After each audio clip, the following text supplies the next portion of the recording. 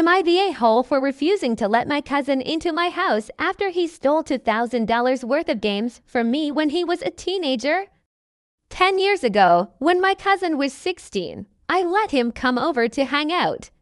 I had just gotten a new gaming setup and was excited to show him all my games. He spent the afternoon in my room, asking to see each game, opening the cases, handling the discs, and talking about how much he wanted to play some of the titles I had.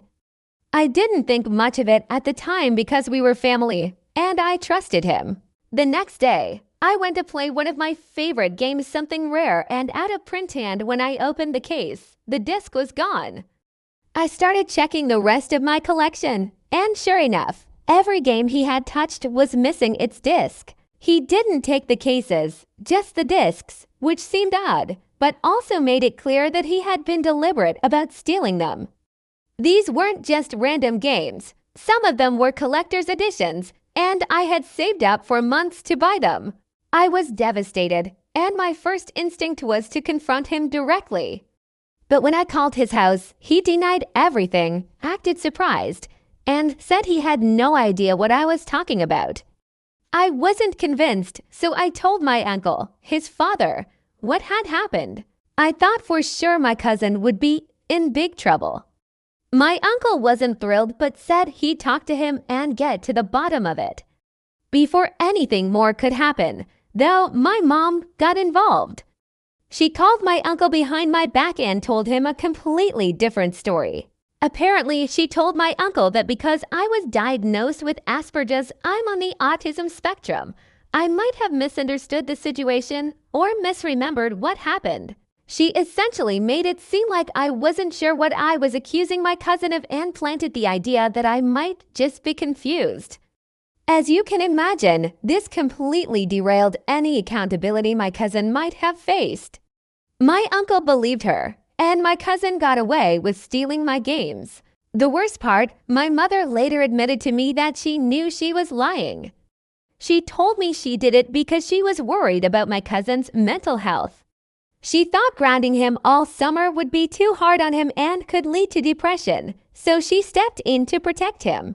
In doing so, she left me to feel like the villain for speaking up about being stolen from. To this day, she hasn't really acknowledged the impact this had on me, both losing my games and being dismissed because of my autism. Fast forward a few years, I worked hard, got through school, and now I have my own house. But ever since I moved out, my cousin has been dropping hints that he wants to come over and check out my new place. My family has been pushing for me to invite him for family gatherings, barbecues, and holiday. But I can't shake what he did, and more importantly, the fact that he never apologized or acknowledged the theft. Every time the subject of him coming over comes up, I've made it clear that he's not welcome in my house until he apologizes for stealing from me. You'd think after all these years he would just say sorry and move on. But nope, he continues to act like nothing ever happened. Now my family is starting to turn on me, calling me childish for holding a grudge. They say he was just a kid, and kids make mistakes. But in my mind, the real issue isn't just the theft, it's the fact that he learned it was safe to steal from me because my mom covered for him, my cousin. He's done well for himself. He's got a good job, a girlfriend, and he's matured a lot since those teenage years. But still, no apology. Every family gathering, every holiday dinner, it's the same tension.